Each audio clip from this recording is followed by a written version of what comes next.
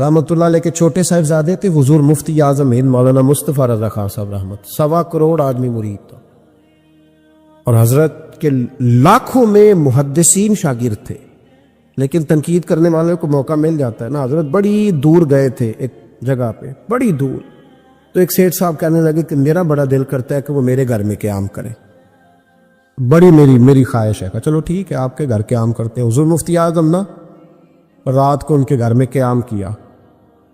اب مسافر کے لیے تو اللہ تعالیٰ نے نماز آدھی کر دی ہے، 4 فرضوں والی نماز ہے تو رب کریم نے 2 فرض کر دی، سنتوں اور نفلوں میں اجازت دے دی، پڑھے کوئی تب بھی ٹھیک ہے، نہ پڑھے تب بھی ٹھیک ہے۔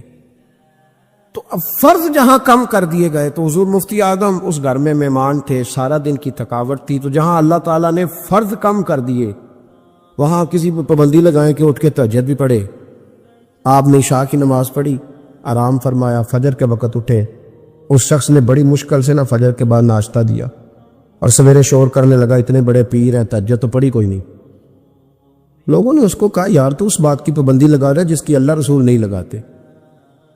تو سفر کے اندر تو فرض نماز کو اللہ تعالیٰ نے اجازت دے دی ہے، تو نفلوں کی کہنے لگا جی نہیں مجھے نہیں سمجھ آئی بات کی۔ انہوں نے کہا کہ تمہیں پتہ ہے حدیث کیا ہے کہ جس نے، اللہ فرماتا ہے جس نے میرے ولی سے دشمنی کی میرا اس کے خلاف اعلان جنگ ہے۔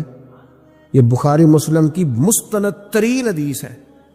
صرف جنگ نہیں، اعلان جنگ ہے، اعلان، 2 ہی تو جرم ہے جن پہ اللہ زیادہ ناراض ہے۔ ایک کا سود نہ چھوڑا تم نے تو میں جنگ کروں گا، اور ایک کا میرے ولی سے دشمنی کی تو میں تمہارے خلاف اعلان۔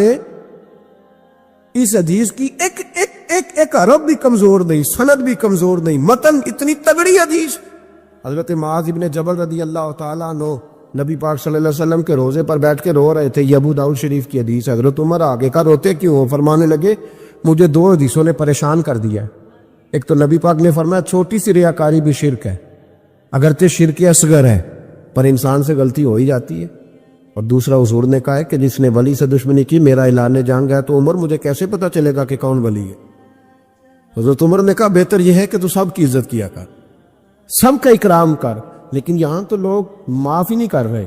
غوث پاک پر بھی فتویٰ ہے، داتا علی اجویری پر بھی فتویٰ ہے، خواجہ معین الدین، پتہ نہیں یہ کون سا دین ہے، کون سا مذہب ہے جس میں پچھلا کوئی بھی ٹھیک نہیں تھا، جو آج پیدا ہوا صرف وہ ٹھیک ہے، جو جتنا زیادہ بدتمیز ہوتا ہے اتنا زیادہ عروج پاتا ہے۔ تو میں کہتا ہوں امام بخاری کو بھی نہیں مانتا۔ کیوں مانا تو نے امام بخاری کو؟ امام بخاری کو مانو گے تو بخاری مانو گے، امام مسلم کو مانو گے تو مسلم شریف کو۔ کیا فلسفہ ہے؟